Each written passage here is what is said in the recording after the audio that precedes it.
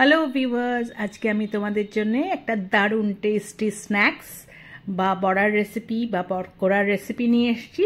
সেটা হচ্ছে বকফুলের বড়া বা পকোড়া, যাই বলো। এটা আমরা কুমড়ো ফুলের বড়া খাই, আর যারা অনেকে বকফুলের বড়া হয়তো খাওনি, একবার এইভাবে বকফুলের বড়া করে খেয়ে দেখো। এটা কিন্তু কুমড়ো ফুলের থেকেও দারুণ টেস্টি লাগে। আর বকফুলের বড়া বা পকোড়া তোমরা ডালের সাথে গরম ভাতে খেতে পারো, আবার ইভিনিং স্ন্যাক্স হিসেবেও খেতে পারো। তার জন্যে আমি দেখো বকফুলগুলোকে নিয়েছি, এইভাবে ধুয়ে নিয়েছি।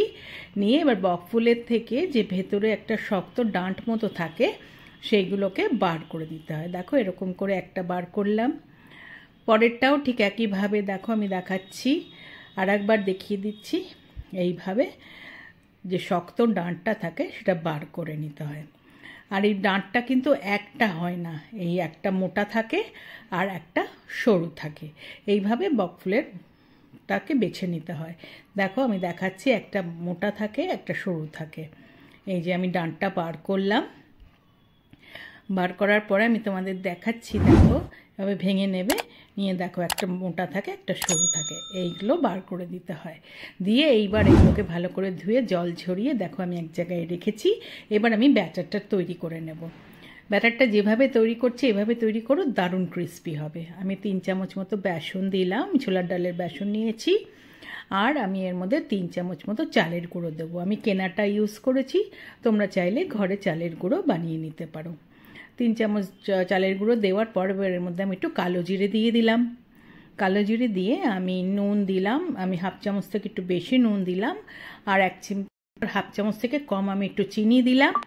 আমি একটু লঙ্কার গুঁড়ো দিলাম হাফ চামচ থেকেও কম, আর হলুদ দিলাম 1 চিমটে মতো।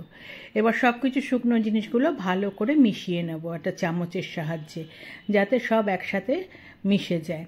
সুন্দরভাবে যখন মিশে যাবে তখন এর মধ্যে আমি অল্প অল্প করে জল দিয়ে ব্যাটারটা তৈরি করব। একবারে বেশি জল দেওয়া যাবে না, তাহলে পাতলা হয়ে যেতে পারে, তাহলে কিন্তু বড়াগুলোর টেস্ট ভালো হবে না। দেখো আমি যেভাবে তোমাদের দেখাচ্ছি এরকম অল্প অল্প জল দিয়ে যে কনসিস্টেন্সিটা আমার লাগবে আমি তোমাদের করে দেখাচ্ছি। এরকম করে সুন্দরভাবে গুলে নিয়ে যেন কোনো ডেলা না থাকে সেটা দেখতে হবে। দেখো সুন্দরভাবে আমি মিশিয়ে নিয়েছি। এরকম যেটা সুন্দরভাবে ফ্লো করছে, ফ্রি ফ্লো হয়ে যাবে, সেরকম কনসিস্টেন্সি ব্যাটারটা তৈরি করতে হবে। এবার এর মধ্যে আমি 1 চিমটে মতো খাবার সোডা যেটা হয় সেটা দিয়ে দিলাম। দিয়ে সোডাটা দিয়েও ভালো করে আমি মিশিয়ে নিচ্ছি। চামচটা দিয়ে ভালো করে মিশিয়ে নিলে আমার মোটামুটি ব্যাটারটা এখন রেডি হয়ে গেল। আমি 10 মিনিট রেখে দেবো। এদিকে আমি তেল গরম করেছি, তেলটা গরম হয়ে গেলে তার থেকে আমি 2 চামচ গরম তেল নিয়ে এই ব্যাটারটার মধ্যে দেব। দিয়ে ওই তেলটা ভালো করে মিক্স করে নেবে। এইভাবে যদি তুমি ব্যাটারটা তৈরি করো তাহলে যে বড়াটা তোমার তৈরি হবে দারুণ ক্রিস্পি হবে এবং অনেকক্ষণ কিন্তু এই ক্রিস্পিনেসটা থাকবে। এইভাবে দেখো মিলিয়ে নিয়ে এইবার আমি ওর মধ্যে এক একটা বড়া আমি ফুল এক একটা চুবিয়ে নিয়ে আমি ছেড়ে দিলাম। একদিক ভাজা হলে অপর দিক জানোই উল্টে দিতে হবে। আর গ্যাসের ফ্লেম কিন্তু মিডিয়াম থেকে স্লো রাখতে হবে, বাড়িয়ে দিলে কিন্তু বড়াগুলো ওপর থেকে পুড়ে যাবে, ভেতরে কাঁচা থাকবে। সুন্দরভাবে 2 সাইডে যখন সুন্দর গোল্ডেন কালার এসে যাবে তো বড়াগুলো ভাজা হয়ে যাবে। দেখো একটা বড়া ভেজে আমি তুলে নিলাম। পরের বড়াটাও একইভাবে আমি দেব। ওরকম ব্যাটারে চুবিয়ে আমি ছেড়ে দিলাম। একটু ভাজা হলে আমি উল্টে দেব।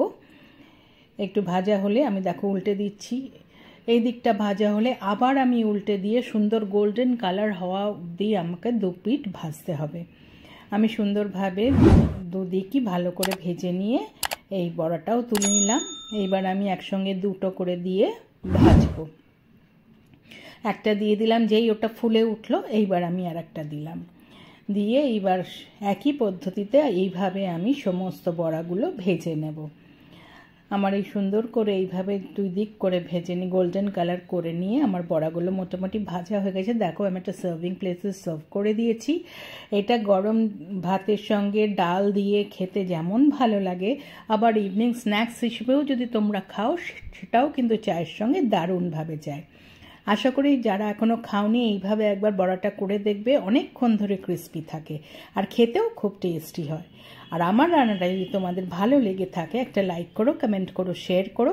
যারা এখনও আমার চ্যানেলটা সাবস্ক্রাইব করোনি প্লিজ সাবস্ক্রাইব করে দিও, পাশে থাকা বেল আইকনটা প্রেস করবে, তাহলে আমার তৈরি সমস্ত রান্নার নোটিফিকেশন তোমাদের কাছে পৌঁছে যাবে। আবার নতুন নতুন রান্না নিয়ে তোমাদের কাছে আসবো।